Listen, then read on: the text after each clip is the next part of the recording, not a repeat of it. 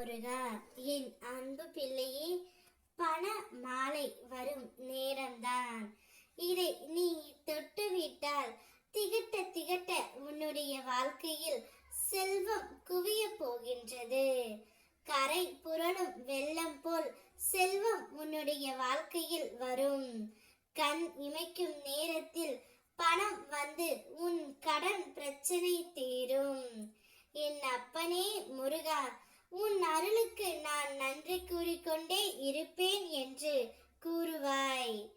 என் தங்க பிள்ளையே, நான் உன்னை சோதிப்பேன், ஆனால் நிச்சயம் கைவிட மாட்டேன். நீ என்னிடம் கேட்ட வரம் நிச்சயம் உனக்கு கிடைக்கும். உனது அகம் பாவம், தற்பெருமை, பயம், சந்தேகம், பொறாமை இவைதான் உன்னுடைய தடைகள். இவைகளை அழித்து முன்னேறு. நான் இருக்கின்றேன். உன் காதல் வெற்றி பெற்று என் அருள் ஆசியுடன் உன் திருமணம் நடைபெறும். நிச்சயம் என்னை போல் நீயும் வாழ்க்கையில் முன்னேறி இருப்பாய். நீ துவண்டு போகும் சமயத்தில் யாரும் இல்லை என்று கலங்காதே. நீ செல்லும் இடமெல்லாம் அங்கு துணையாக பழனி ராஜ அலங்கார கோலத்தில் வந்து நிற்பேன். ஏனெனில் நான் தான் உன்னை தேர்ந்தெடுத்தேன். கடமையை ஆற்று, விரைவில் வெற்றி காண்பாய் பிள்ளையே. ஏன் இப்படி சோர்ந்து போய் முகம் வாடி போய் இருக்கின்றாய்? சில விஷயங்கள் தள்ளி போகின்றதே என்று வருந்தாதே. தள்ளி போனாலும் சிறப்பான பல நிகழ்வுகள் உன் வாழ்க்கையில் நடக்கத்தான் போகின்றன. நான் மகிழ்ச்சியாக வாழ 1000 வழிகள் இருக்கும். ஆனால் கவலையின்றி வாழ 3 வழிதான்.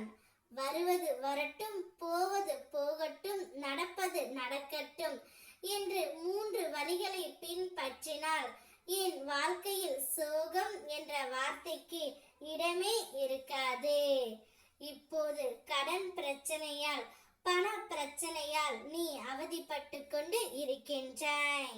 இந்த பணம் என்னிடம் வந்தால் போதும், என்னுடைய வாழ்க்கையில் அனைத்து பிரச்சனைகளும் தீர்ந்துவிடும் என்று சொல்கின்றாய். அந்த அளவிற்கு பணம் இப்பொழுது உன்னுடைய கையில் திகட்ட திகட்ட வர போகின்றது தங்கமே. நீ இழந்ததை விட 2 மடங்காக நான் இப்பொழுது உனக்கு கொடுக்க போகின்றேன். இனி உன்னுடைய வாழ்க்கையில் கஷ்டம் இல்லாமல் சந்தோஷம் மட்டுமே இருக்கும். சந்தோஷத்தில்தான் இனி உன்னுடைய வாழ்க்கையை நீ வாழ்வாய். உன்னை தூக்கிவிட தந்தை சொத்து இல்லை என கவலை கொள்ளாதே.